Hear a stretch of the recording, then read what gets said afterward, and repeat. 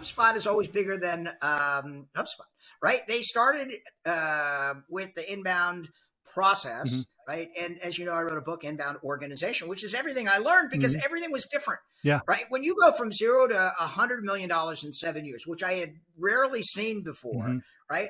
Like that is a different model. Yes. And now you see companies growing even more quickly. Yes. Right. Because they're leaning into the SaaS revolution. They're understanding which metrics to focus on. They're more visible, and they're leveraging what we call the inbound flywheel, which is to attract, engage, and delight folks, right? So that they grow virally, which applies to Exploring a Growth Mindset podcast as well, because that's part of the things that we recommend people do is to lean into digital first. It's the most scalable way. It is. Right? Rather than like spending a lot of time and effort going out and engaging customers. Let the customers come to you, right? Starts with your website. Have your CRM connected directly to your website, right? When we're talking about the HubSpot competitive advantage, right? If somebody can drop their information on your website, go directly to your CRM, have an indication of somebody either in marketing or sales to follow up automatically.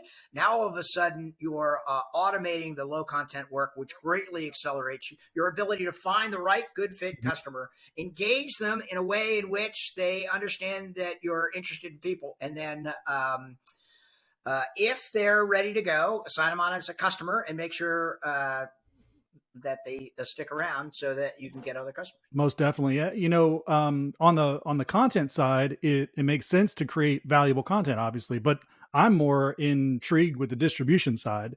You know, once you have the valuable content, you need to distribute it so you can get the feedback. And then that cycle there, I mean, it's much more nuanced than that, but that cycle is how you actually learn more about your customers or your audience and can feed them more of what they want.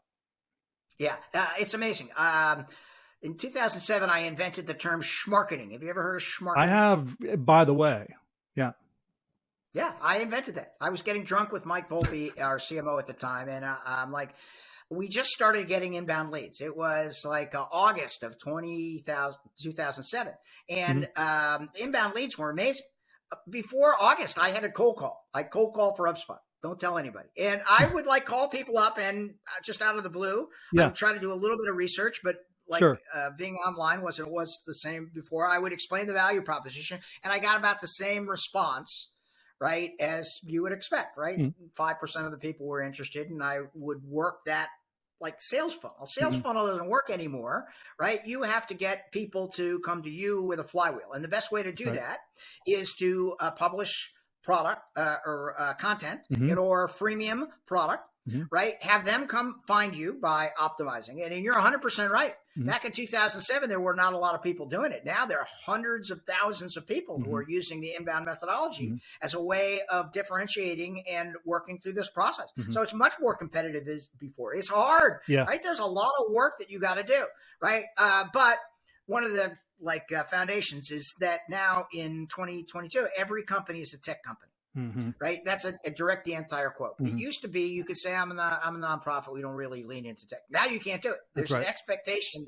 Everybody has a working website. Everybody has chat on their website. Everybody gets a response on our and if you're using like a complex tech stack, that becomes more difficult to manage. If you're using a streamlined tech stack where you get all that information, you could look at all the data, you can understand what your customers are looking for, then you could greatly accelerate the process.